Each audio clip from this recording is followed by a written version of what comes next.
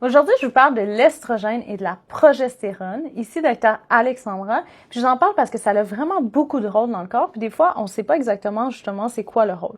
En gros, on a l'estrogène qui joue à plusieurs endroits. Il va jouer au niveau du cerveau. Donc, au niveau du cerveau, ça va régler le sommeil, ça va régler l'énergie, ça va avoir un effet sur notre humeur, notre concentration aussi. Au niveau du corps, ça va jouer, par exemple, au niveau du collagène. Donc, avant la ménopause, on a une plus belle peau, le collagène qui est là.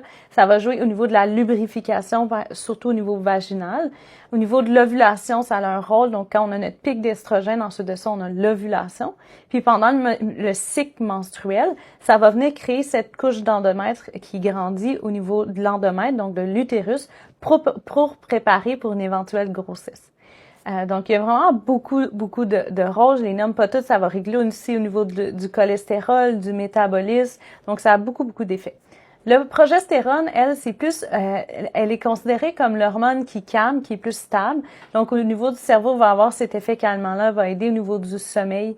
Au niveau du cycle menstruel, elle prépare aussi à la grossesse, mais elle va suivre. Elle est sécrétée plutôt au niveau du corps jaune. Donc, une fois que le follicule qui contient l'ovule est excrété, ça devient un corps jaune et c'est ce corps jaune-là qui sécrète la progestérone.